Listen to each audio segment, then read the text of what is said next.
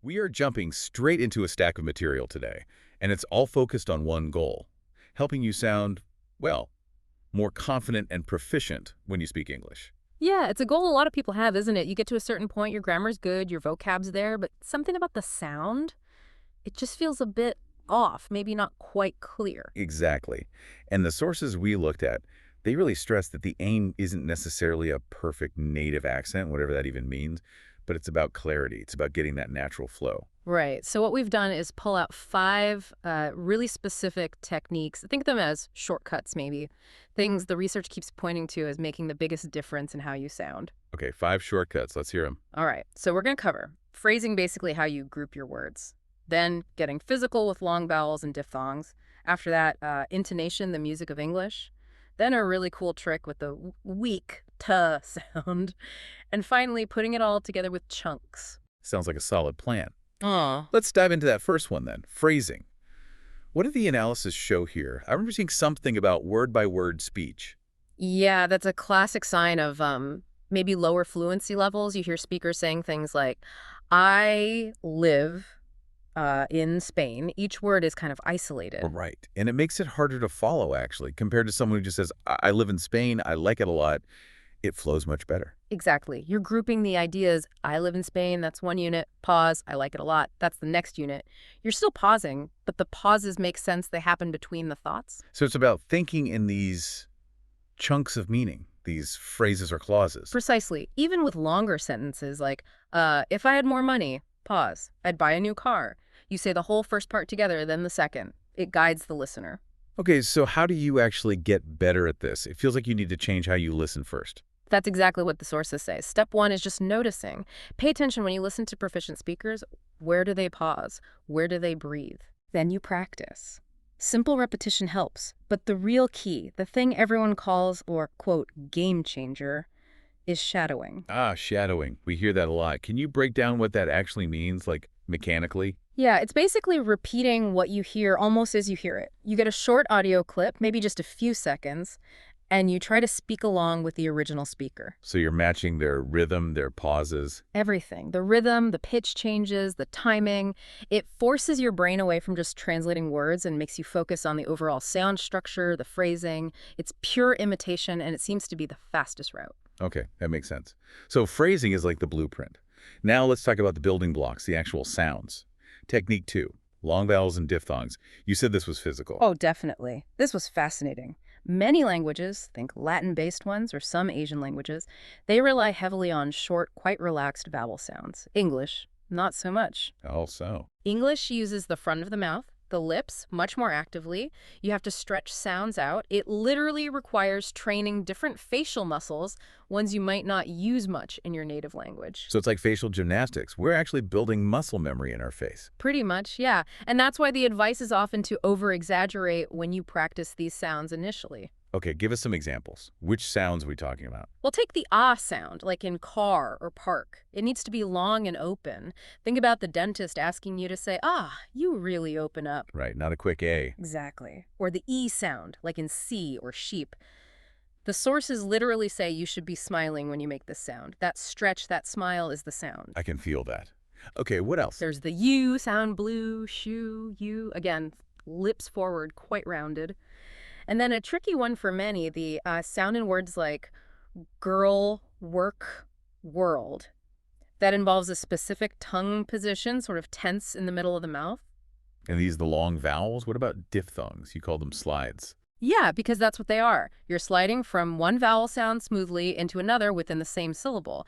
Your mouth shape actually changes while you're making the sound. Okay, like? Like the A sound in say or day, it starts as an A and slides right into an E. E, E, E, say. Day. I hear it. My mouth is moving. Exactly. Or I as in like bike. That's an sliding to an E. I, like bike. Then you have O in so. That's O to O and ow, in, now, out.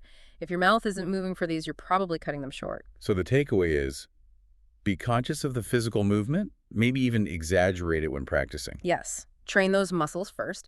Then you can start adding the melody back in. Ah, the melody. Perfect transition. That's number 3. Intonation. The sources called it the melody of the phrase. Why is that phrasing important? Well, it helps distinguish English from tonal languages like Chinese or Vietnamese, for example. In those languages, the pitch on a single word can totally change its meaning. Right. But in English, In English, the intonation, the rise and fall of your voice, it applies across the whole phrase. It signals things like emotion, whether it's a question or statement, if you're finished speaking, that sort of thing. okay. Are there patterns? It sounds complex. There are definitely common patterns, yeah. You start noticing them once you listen for it. Like simple statements usually have a falling tone at the end. I'm going to go shopping. Falls off. Makes sense. What about questions? Yes, no questions typically rise at the end. Do you like it? That upward lift signals you expect a yes or no. Okay. But then, get this. Either questions do something different. Like, do you want coffee or tea? It rises on coffee, the first option, then falls on tea, the final option. Huh. Coffee or tea? Interesting. Yeah, and connectors often have a little fall rise, where it's like, but, or actually, or mind you, huh. It dips down, then comes back up slightly, signaling, hang on, I've got more to say. Okay. And longer sentences, like the if clause one earlier. Right. If I had more money, that first clause often rises slightly, I'd buy a new car. And the second clause falls. Rise, then fall. So lots of patterns, but you said no hard rules. Exactly. This is crucial. Unlike grammar, there aren't really strict rules you can memorize for intonation. It's all about noticing, listening, and then imitating. Shadowing is key here again. You just copy the melodies you hear until they start to feel natural. Imitation over memorization. Yeah. Got it. Okay, number 4. This one sounded like a real shortcut. The weak tuh. Oh, it really is. A linguistic superpower, I called it. The analysis suggests that the word to is pronounced as a weak tuh, like the A in sofa, something like 90% of the time. 90%. So almost never the strong to sound. Very rarely, only if you're really emphasizing that specific word for some reason. Why? Why does it get weakened so much? Is it just speakers being lazy? Oh, it's about efficiency and rhythm. The toe becomes weak because the word right after it is stressed. The tuh is just this little unstressed connector sound that lets you put the energy onto the important word that follows. Ah, okay. So that's why we hear, have deal got to go, going to go, want to go, need to go. The stress isn't on the to, it's on the go or want or whatever comes next. Precisely. The weak to allows the rhythm to flow naturally onto that stressed word. And how do we actually make a word stressed? I always just thought it meant saying it louder. That's part of it, but the sources break stress down into 3 things happening at once. Yeah. You say the word louder, yes, but also at a slightly higher pitch.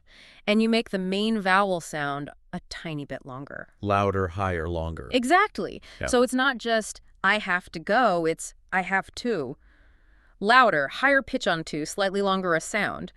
That combination is what creates that dynamic English rhythm. Weak to followed by loud, high, long stress. That's a really practical tip. Mhm. Okay, let's bring it all home. Number 5, using chunks. This sounds like where everything comes together. It is. This is about taking common groups of words, maybe 2 or 3, and treating them as a single unit of sound. It combines the phrasing, the weak forms, the rhythm, everything we've talked about. It's what makes speech sound really conversational. Okay, examples are probably best here. Definitely. So take a super common phrase, do you want to? If you apply the weak to and the natural rhythm word do and you kind of blend, you often get something that sounds like Jawanta. Jawanta, yeah. One source had this funny image like introducing yourself. Hello, my name is Jawanta. It helps you remember that fused sound. Okay, I'll remember Jawanta. What else? Do you need to can become Johnita. A simpler one, do you like, often sounds like Jew like. The words just melt together. Once you start listening for these compressed sounds, you hear them everywhere. And does this work in other tenses too? Absolutely. Put it in the past. Did you want to often becomes did you want to. Same principle, just slightly different starting sound. Did you want to? Or with WH questions, what do you want to eat? That whole beginning bit, what do you want to, often gets smoothed out into something like, what do you want to eat? What do wanna? Wow, okay. So this is really about recognizing these common combinations and practicing them as single sound units. Exactly. It requires that constant listening, noticing these chunks, and then practicing them, maybe shadowing them, until they become automatic. It's the integration of all the other techniques. Okay, fantastic. So just to recap the 5 keys for everyone listening who wants to work on their pronunciation. First, phrasing group your words into meaningful units. Second, long vowels and diphthongs get physical. Train your mouth. Third, intonation, listen for and imitate the common melodies. Fourth, the weak ta, use it like 90% of the time before a stressed word. And fifth, Chunks blend common word groups into single sounds. Working on these 5 seems like a clear path to sounding clearer and more proficient. Definitely. And what strikes me from all this is how we often treat pronunciation like learning grammar rules from a book. But this deep dive really frames it as, well, physical training for your mouth and for your ear. Yeah, moving from memorizing rules to just noticing and imitating sounds. Exactly. The biggest change happens when you shift to that mindset. So here's maybe a final thought for you to take away. Next time you're listening to English, could be anything, a movie, a conversation, music. Try to listen consciously for these things we talked about.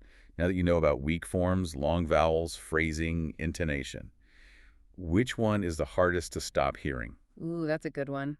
Because Yeah. once you start noticing this stuff, it's hard to switch off, isn't it? Your brain starts analyzing automatically. And that automatic noticing, that's where the real progress starts happening. Hmm. Almost without you trying. You've tuned your ear.